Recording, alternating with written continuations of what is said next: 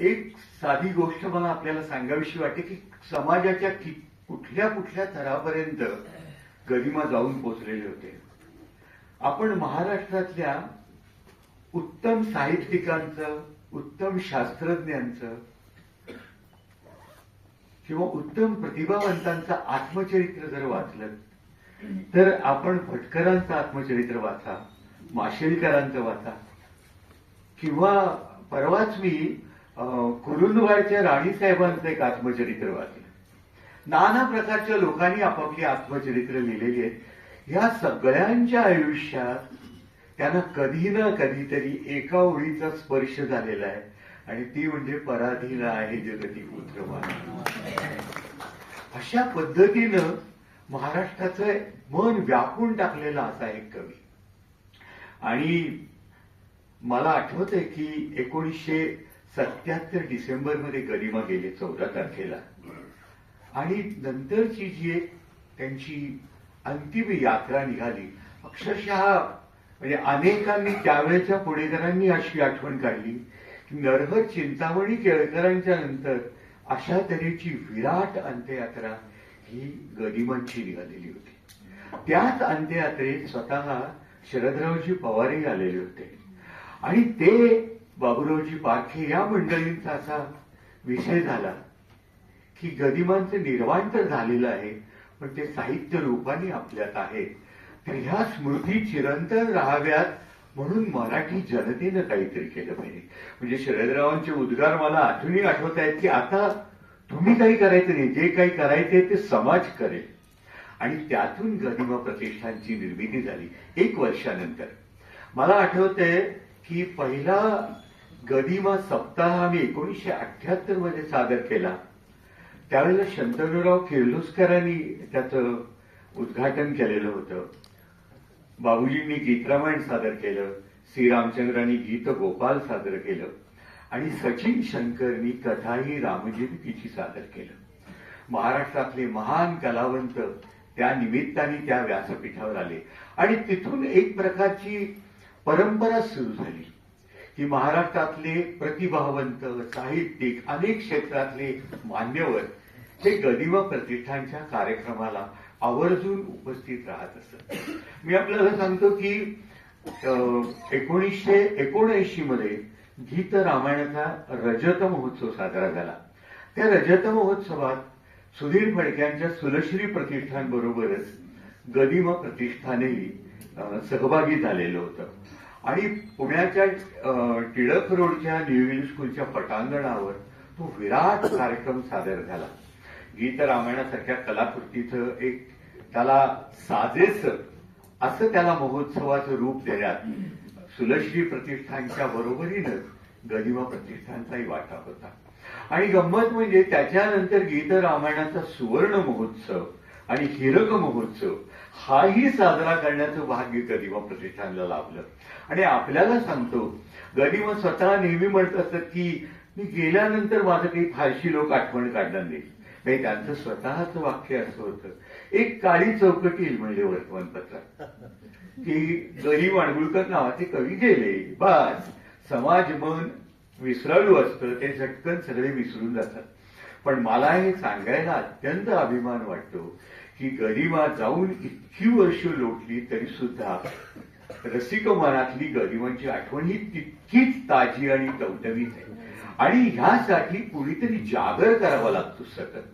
महाराष्ट्रात अनेक मान्यवर साहित्यिक होऊन गेले, आचार्य आत्रे असतील, नासी फडके असतील, परंतु ते नाव जागतं ठेवावं लागतं. त्याच्या निमित्ताने विविध ऍक्टिव्हिटी कराव्या लागतात. ते काम गरिमा प्रतिष्ठाननी जवळजवळ गेली 48 वर्ष केलेलं आहे. आणि यात अर्थातच आम्हाला महाराष्ट्राच्या शासनाचा अतिशय मदत झाली. म्हणजे शासनाची पहिली मदत शरदराव मुख्यमंत्री असताना त्यांनी केली. एकदा बॅरिस्टर अंतुलेंनी मदत केलेली मला आठवते. ज्या ज्या प्रकारे मदत करता येईल ती शासन संस्थेनंही मदत केली. समाजाने तर आपला नेहमीच उदार हस्ते आपल्याला मदत केलेली आहे. आणि खरं सांगायचं तर अलीकडे तर आम्ही मदतीसाठी कोणाकडे जातही नाही. तुम्हाला सांगतो, गरिमांच्यावर अपरिमित निष्ठा असणारी, जसं मिलिंदरावांच्या बद्दल आपण म्हणतो की शिवाजीरावांचं वक्तृत्व हे त्यांचं आयुष्य व्यापून टाकणारं ठरलेलं आहे. तसंच आज महाराष्ट्रात असे असंख्य रसिक आहेत की ज्यांचं आजही आयुष्य गदिमांच्या आठवणीने व्यापून टाकलेलं असतं. अशी मंडळी आवर्जून येतात आणि गदिमा प्रतिष्ठानला देणग्या देतात आणि त्याच्यावर गदिमा प्रतिष्ठान पुढे पुढे चाललेले आहे. सुरुवातीच्या काळात बाबूरावजी पारखे, आप्पासाहेब चाफळकर, बँक ऑफ महाराष्ट्राचे डॉक्टर पटवर्धन, राजाभाऊ मुंगळवेडेकर अशी वेगवेगळ्या विषयातली मंडळी या प्रतिष्ठानामध्ये सामील झालेली होती. कालांतराने विसुभाऊ आरेकर अध्यक्ष झाले. माझी आई काही काळ त्याची अध्यक्ष होती आणि सातत्याने हा कार्यक्रम गेली 48 वर्ष आपण करत राहिलो. आणि तुम्हाला सांगू की महाराष्ट्रातले यच्चयावत नामवंत कलाकार हे या गदिमा पुरस्काराचे मानकरी ठरलेले. म्हणजे पु ल देशपांडे, सुधीर फडके यांच्यापासून आशा भोसले, माणिक वर्मा, किती नावं सांगावीत. साहित्यिक सुद्धा नाग देशपांडेंना आपण आवर्जून त्यांना ते पारितोषिक दिले. अर्थात ते प्रकृती अस्वास्थ्यामुळे येऊ शकले नव्हते, परंतु त्यांच्या मुलांनी तिचं पारितोषिक घेतलं. त्याच्यानंतर आपण एक चैत्रवन पुरस्कार केला. मला आठवतंय पहिला चैत्रवन पुरस्कार हा सुधीर मोघ्यांना आपण दिलेला होता आणि तिथून ती परंपरा चालूच आहे. अगदी अलीकडे आपण विद्या प्रज्ञा पुरस्कार म्हणून सुरू केला. याचं कारण असं की गरिमांच्या पत्नी विद्याताई, माझी आई, ही स्वतः अतिशय उत्तम गायिका होती. एकेकाळी मंगेशकर कुटुंब हे आमचं कोल्हापूरला आमच्या शेजारी राहणारं कुटुंब होतं आणि अनेकदा म्हणजे विद्याताईंनी त्यांच्या करिअरची सुरुवात ही लताबाईंच्या सुद्धा थोडीशी आधी केलेली. म्हणजे ज्या वेळेला 42 साली गदिमांचं आणि विद्याताईंचं लग्न झालं तोपर्यंत त्यांच्या 40 रेकॉर्ड्स HMVनं काढलेले होते. त्या 40 पैकी काही आज उपलब्धही आहेत. आणि मी परवा हृदयनाथांच्याकडनं एक अशी त्यांची आठवण कळली ते बोलत असताना की एखादं गाणं विद्यार्थ्यांच्याकडे नंतर लग्नानंतर सुद्धा लोक यायचे त्यांच्याकडे की आता ही गाणी आहेत ती तुम्ही म्हणा वगैरे. तेव्हा विद्यार्थी स्वतः सांगायचे की हे तुम्ही आता लताकडे जा, ती गाईल अतिशय चांगली. आणि लताबाईंच्याकडून मी हे ऐकलेलं आहे किंवा माझ्या आईनेही तिच्या आत्मचरित्रात लिहिलंय की तिचं जे पहिलं गाणं होतं, चांदाची किरणे विरली प्रीतीच्या माझ्या राजा वाट किती पाहुरे, हे गाणं लताबाई अतिशय सुंदर गायच्या. आणि एवढंच नव्हे तर ते विद्याताईने विचारत की वहिनी तुमच्यासारखं मला जमतंय ना. तर लताबाईंसारख्या गायिकेने हे विचारणं हा विद्याताईंचा सन्मान होता असं मला वाटतं. तर अशा तऱ्हेच्या विविध परंपरा आमच्या प्रतिष्ठाननी चालू ठेवलेल्या आहेत. लवकरच 2-2.5 वर्षांनी मला वाटतं आमचा 50वं वर्ष पूर्ण होईल. त्यानिमित्ताने काही विशेष कार्यक्रम करण्यातही आमचे संकल्प आहेत. आणि आजची आमची कोअर टीम आहे, अतिशय उत्साही आहे. काही तरुण मंडळी त्यात सामील झालेली आहेत. आणि खरं सांगायचं ना तर असंख्य गदिमा प्रेमींच्या प्रेमावरच हा ट्रस्ट चाललेला आहे आणि अव्याहतपणे पुढे चालू राहणार आहे. आज या निमित्ताने आणि शिवाजीरावांसारख्या मी स्वतः शिवाजीरावांचं अनेकदा भाषण ऐकलेलं आहे. म्हणजे आता निवेदिकेनं सांगितलं बोलता बोलता की मिलिंदराव तुम्ही त्यांची शैली, तर शिवाजीराव हे काही वेगळंच व्यक्तिमत्व असं.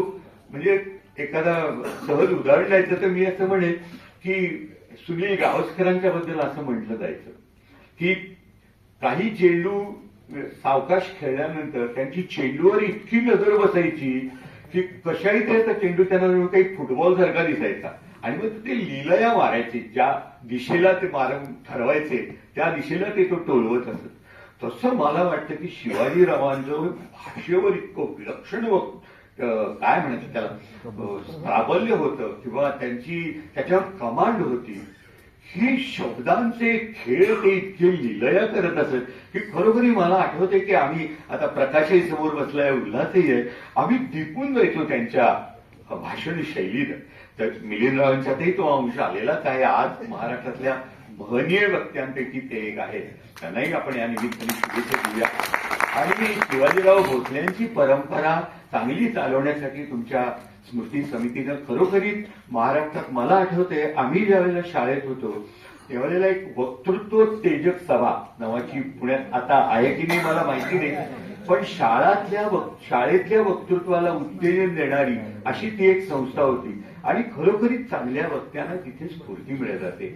आपल्याकडे अशा तऱ्हेची एक स्पर्धा कॉलेज महाविद्यालयात सुरू होणं ही खरोखरीच चांगली गोष्ट आहे. आणि माणसात अनेकदा सुप्त गुण असतात, तर ते 4 लोकांच्या समोर बोलायची सवय झाल्यानंतर वाढत जातात. आणि कुणी सांगावं, कदाचित मिलिंदराव तुम्हालाही याच्यातनं 4-5 चांगले शिष्य मिळू शकतील. तर या निमित्ताने शिवाजीरावांच्या पवित्र स्मृतीला वंदन करतो.